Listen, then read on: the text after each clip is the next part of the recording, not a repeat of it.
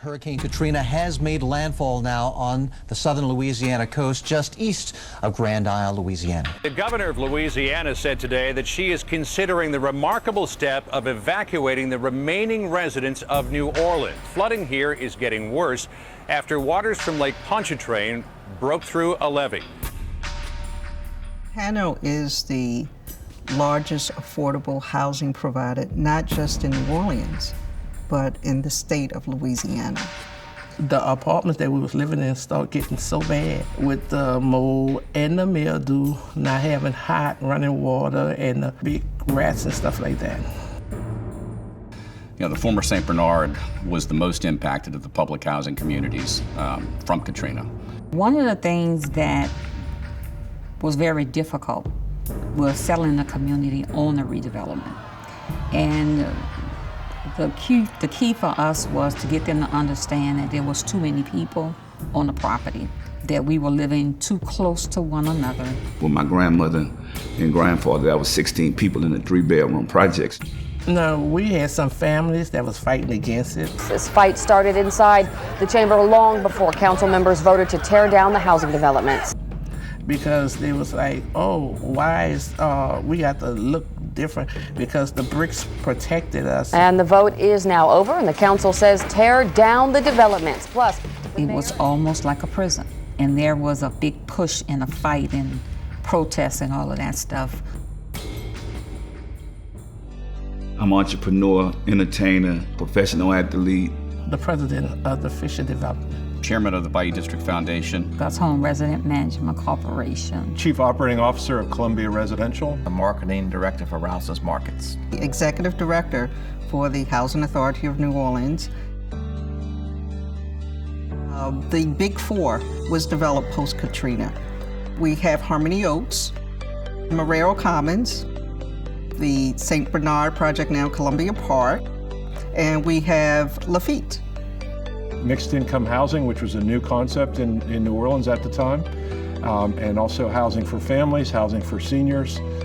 We attracted all kinds of residents. We had an open door to all returning residents who were displaced from the property during Hurricane Katrina, and they still have that. My vision for HANO is to be viewed as the premier affordable housing provider in the city and the preferred partner to expand affordable housing.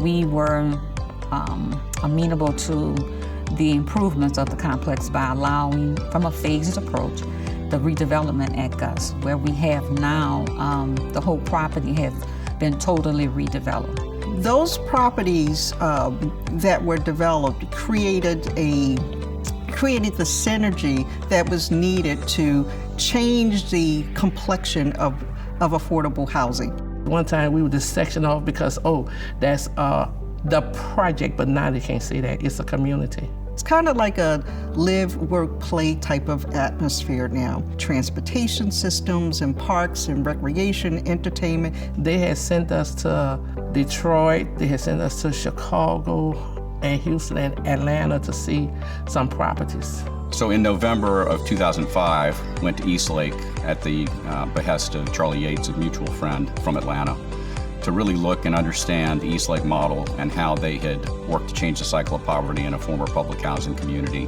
Like, whoa, this is public housing? Okay. As we saw that and we got back on the plane heading back, we all looked at each other and said, you know, this is something that if we could make happen in New Orleans could really be a game changer. We wanted the same thing. And what we did is come alongside HANO and put in place a master plan, a development plan for mixed income housing, and a mixed-use community that now sits on that 52-acre site. There is the issue of fighting to maintain affordable housing and how these communities really should look.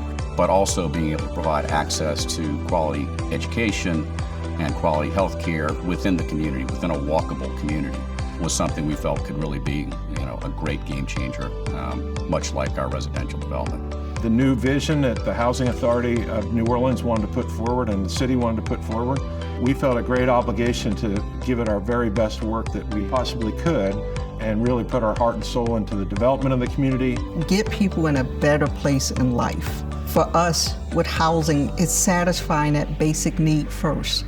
That provides the foundation for people. safety, security, shelter.